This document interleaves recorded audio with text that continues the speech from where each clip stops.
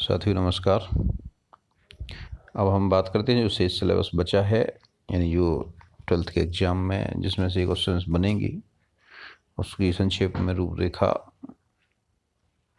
यहाँ पे देखिए जो पहला अध्याय है उसमें रहेगा classification of solid based on different bonding forces, यानी बंधन बलों के आधार पर ठोसों का वर्गीकरण, जैसे कि आणविक ठोस, आयनिक ठोस, सस्पेंसिव ठोस और धात्विक ठोस।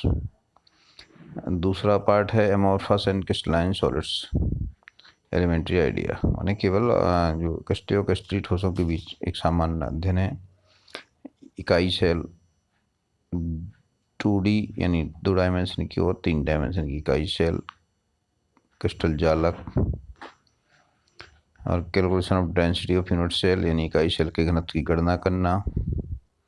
पैकिंग इन सॉलिड्स यानी ठोसों में संकुलन, पैकिंग एफिशिएंसी यानी संकुलन क्षमता, रिक्तियाँ, number of atoms per unit cell यानी एक एकल सेल में परमाणुओं की संख्या, किनमें जो घनीय सेल है उसमें परमाणुओं की संख्या है, और इसमें है बिंदु दोष। बाकी सारी चीज़ें इसमें से हट गई हैं, वो इस साल परीक्षा में नहीं आने वाली हैं। और दूसरे पार्ट में देखें तो उसमें टाइप ऑफ सॉल्यूशंस यानी विलयनों के प्रकार, expression of concentration of solution यानी विलयन की जो concentration of solution of solids and liquids यानी ठोसों के द्रवों में विलयन की सांद्रता को व्यक्त करना।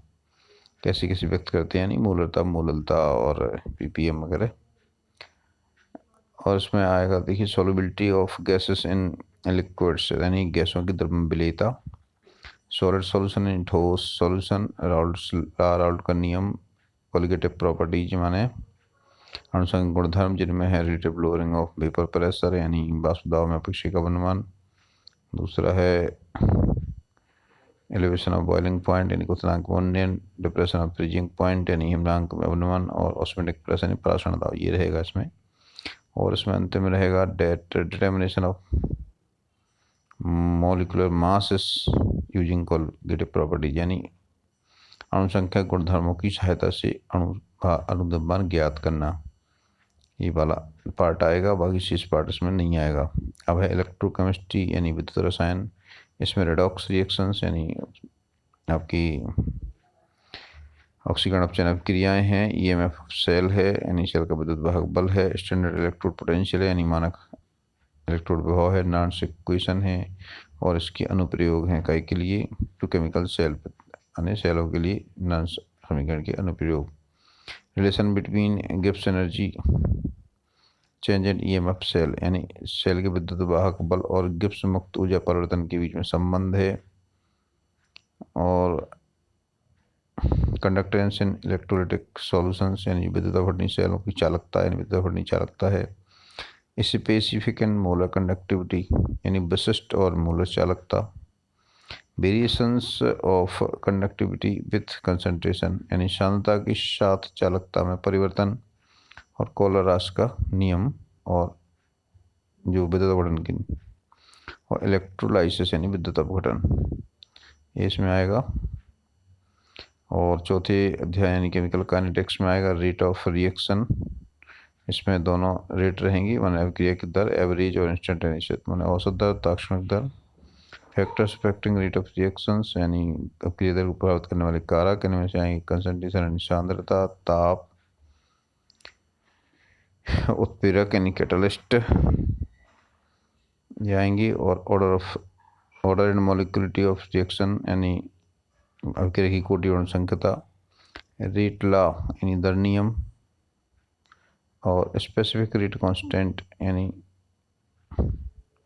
दर स्थिरांक, और इंटीग्रेटेड रेट इक्वेशन जो समीकृत दर समीकरण है वो, और हाफ लाइफ आई किसकी only for 0 and first order reaction यानी एक शून्य कोटि और एक कोटि की अभिक्रियाओं के लिए अर्धायु काल आएगा, इसको पढ़ना है। बाकी शेष चीज़ें इसमें से छूट गई हैं। सरफेस केमिस्ट्री, सतह रसायन में देखिए अधिशोषण यानी एडजॉर्प्शन, फिजियोजॉर्प्शन है, केमियोजॉर्प्शन, भौतिक अधिशोषण और रासायनिक अधिशोषण आएगा। Factor affecting adsorption of gases on solids, यानी गैसों की ठोसों की सतह पर अधिशोषण को प्रभावित करने वाले कारक। और इसके बाद आएगा कोलाइडल स्टेट यानी कोलाइडल फॉर्म। क्या करेगा? Distinction between true solution and colloids, यानी वास्तविक विलयन और कोलाइड और सस्पेंशन यानी निलंबन। वास्तविक विलयन, कोलाइड और निलंबन के बीच में अंतर। लियोफिलिक और लियोफोबिक, यानी द्रवरागी और द्रव विरागी, यानी द्रव स्नेही और द्रव विरोधी विलयन। Multi molecular and macromolecular colloids, यानी जो बहुआणविक और बृहदाणविक कोलाइड। प्रॉपर्टीज ऑफ कोलाइड्स, कोलाइड्स के गुण हैं, जिनमें से गुण में से आएगा टिंडल इफेक्ट, ब्राउनियन गति, ब्राउनी गति, और इलेक्ट्रोफोरेसिस यानी विद्युत कण संचलन, और स्कंदन यानी कोगुलेशन। बस यही आएगा इसमें। और ये आएगा आपका अगले अध्याय यानी पी ब्लॉक एलिमेंट। इसमें जो 6वां अध्याय छूट गया, 7वें अध्याय में है पी ब्लॉक के एलिमेंट। इसमें ग्रुप 15 के एलिमेंट्स में आएगा जनरल इंट्रोडक्शन, सामान्य परिचय, इलेक्ट्रॉनिक कॉन्फ़िगरेशन यानी विन्यास, इनकी ओक्युरेंस यानी प्राप्ति, ऑक्सीडेशन स्टेट्स ये आएंगे, इसकी अवस्थाएं, trend in physical and chemical properties, इनकी माने भौतिक और रासायनिक गुणों में जो क्रमकता पाई जाएगी वो देखेंगे। और नाइट्रोजन में इसका प्रिपरेशन, इसको बनाना, प्रॉपर्टीज एंड यूजेस, इसमें आएंगे कंपाउंड ऑफ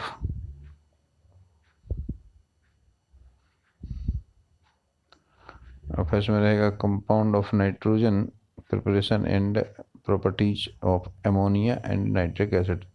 इनमें अमोनिया और नाइट्रिक एसिड तो ये नाइट्रोजन की कंपाउंड हैं।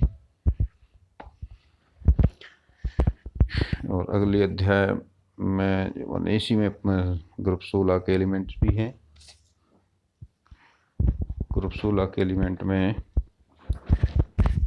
आपके रहेंगे जनरल इंट्रोडक्शन रहेगा इसका, इलेक्ट्रॉनिक कॉन्फ़िगरेशन भी रहेंगे, ऑक्सीडेशन स्टेट रहेगी, इसकी प्राप्ति रहेगी, कहाँ से मिलते हैं, और trend in physical and chemical properties यानी भौतिक रासायनिक गुणों में जो क्रमकता है वो।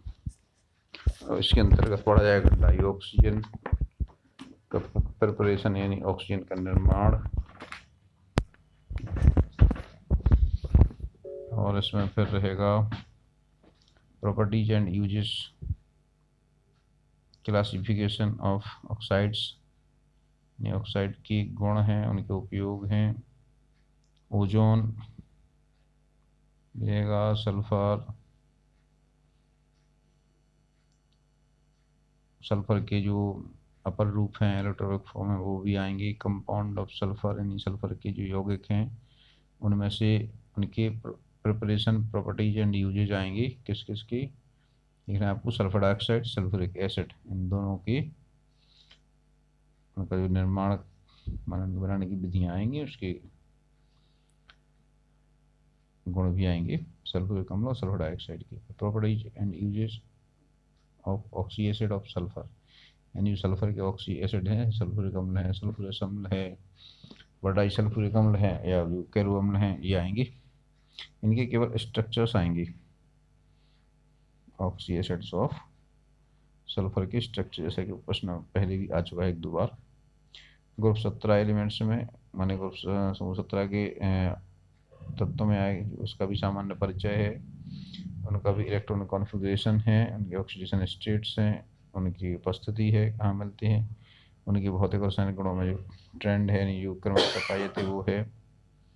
कंपाउंड ऑफ हैलोजेंस हैं, इनमें से क्या क्या है, कंपाउंड ऑफ हैलोजेंस में preparation, properties and uses of chlorine, chlorine को उसके कंपाउंड है, उसकी उनको जो निर्माण है वो आएगा। और इसमें क्या क्या रहेगा, क्लोरीन और हाइड्रोक्लोरिक अम्ल आएगा, इन दोनों में से। इसमें रहेगा compound of halogen, preparation, properties and uses of chlorine and hydrochloric acid. Interhalogen compound भी आएंगे, ऑक्सी एसिड ऑफ हैलोजेंस, इनकी केवल स्ट्रक्चर आएंगे, यानी वो हाइपोहेलस HClO, HClO2 ये वाले अम्ल केवल स्ट्रक्चर पूछी जा सकती है।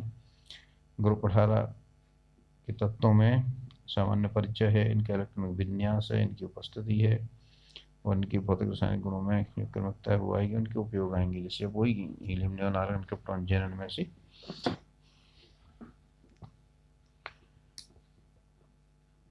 और अगले यूनिट में है डी एंड एफ लोक के तत्व जो हैं, तो जो इनका भी सामान्य परिचय आएगा, इलेक्ट्रॉनिक विन्यास आएंगे, इनकी प्राप्ति आएगी, उपस्थिति आएगी कहाँ है, इनकी कैरेक्टरिस्टिक्स ऑफ ट्रांजिशन मेटल्स, यानी जो संक्रमण धातुओं के सामान्य अभिलक्षण भी आ सकते हैं।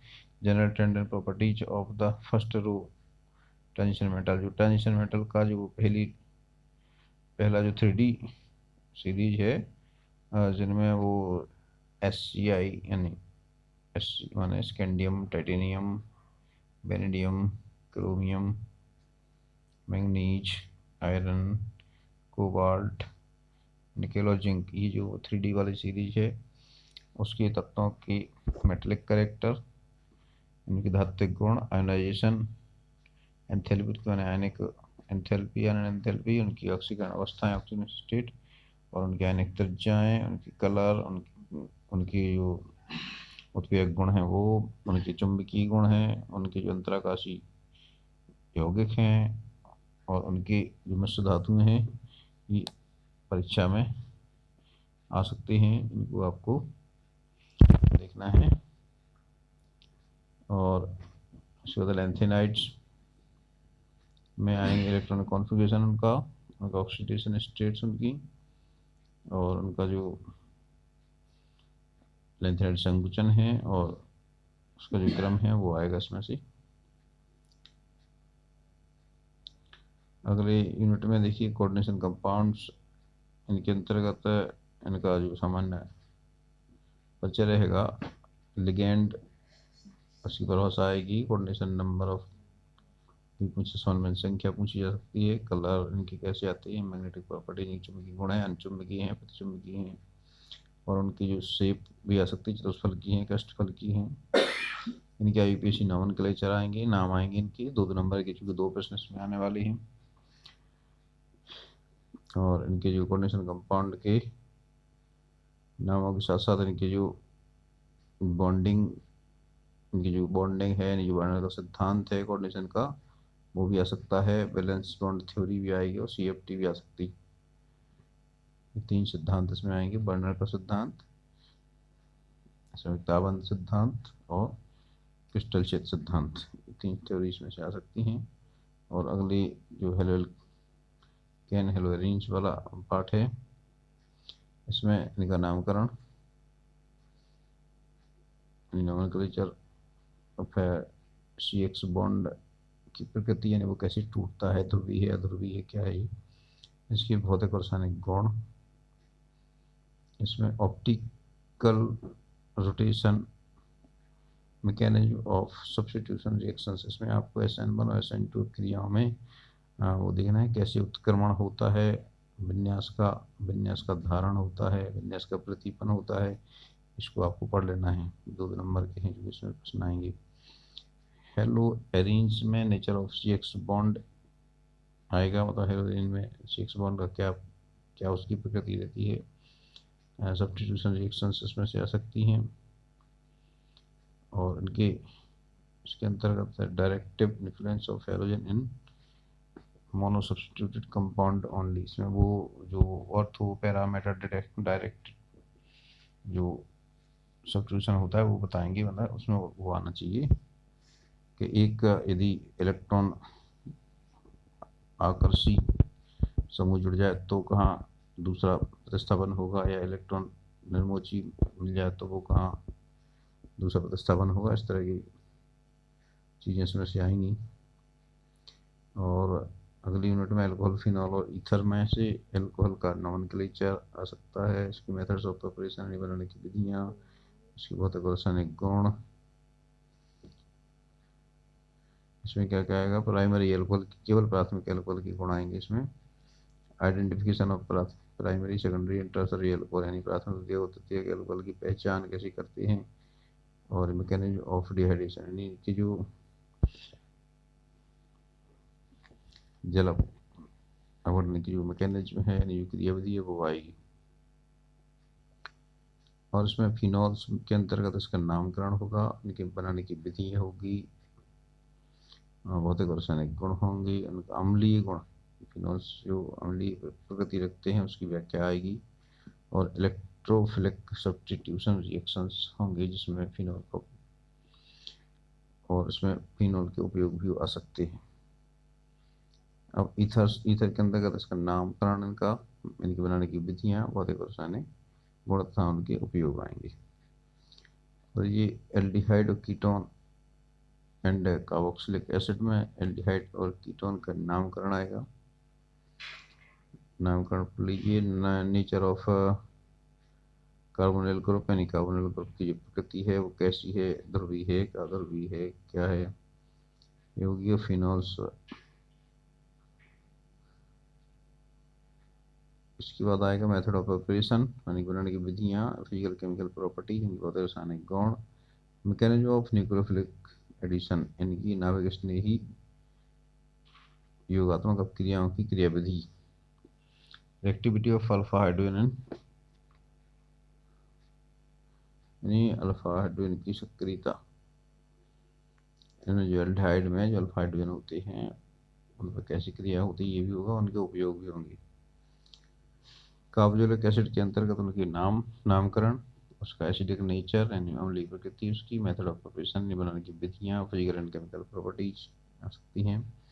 एमीन्स वाले पार्ट में आएंगे, एमीन्स में के नामकरण, उनके वर्गीकरण, वर्गीकरण किसमें आएगा, प्राथमिक द्वितीयक और तृतीयक में, और सरल और मिश्रित में, उनके स्ट्रक्चर, मेथड ऑफ प्रिपरेशन, बनाने की विधियाँ, फिजिकल और केमिकल प्रॉपर्टीज, जिनके बहुत रासायनिक गुण, उसके उपयोग, identification of primary secondary and tertiary amine, यानी प्राथमिक द्वितीयक और तृतीयक एमीन का में भेद करना। और जो लास्ट है बायोमोलिक्यूल, यानी जैवाणु वाला पार्ट है, इनमें कार्बोहाइड्रेट का क्लासिफिकेशन आएगा, यानी कार्बोहाइड्रेट का वर्गीकरण।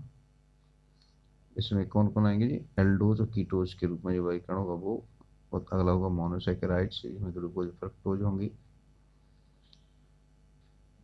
और इनके डी और एल रूप ये आना है, इसको ध्यान से पढ़ लीजिएगा। फिर है प्रोटीन में elementary idea of amino acids, इनमें उसका सामान्य परिचय, पेप्टाइड बॉन्ड पूछा जा सकता है, पॉलीपेप्टाइड पूछा जा सकता है, प्रोटीन, प्रोटीन की स्ट्रक्चर ऑफ प्रोटीन के तीनों स्ट्रक्चर पूछे जा सकते हैं, प्राइमरी, सेकेंडरी, टर्सरी और क्वाटरनरी, यानी कि प्राथमिक, द्वितीयक, तृतीयक और चतुर्थक सभी प्रकार सभी स्ट्रक्चर्स में होंगी। केवल इसका केवल आइडिया ओनली, मान इसमें बहुत ज़्यादा डीप नहीं होगा। और न्यूक्लिक एसिड में डीएनए और आरएनए का परिचय होगा। इस तरह से ये आपका रिड्यूस सिलेबस है। इसमें से जो हट गए हैं वो भाग इसमें नहीं है, इसलिए इसको देख लीजिएगा। और इसके मुख्य रूप से इन्हीं जो टॉपिक्स इसमें दिए गए हैं इन्हीं पे फोकस करना है, और ब्लू प्रिंट के हिसाब से मैच करके इसकी प्रश्न पढ़ना है, जिस हिसाब से इसमें क्वेश्चन आने वाले हैं उसी हिसाब से इनके प्रश्न बना करके और फोकस्ड तैयारी करना है।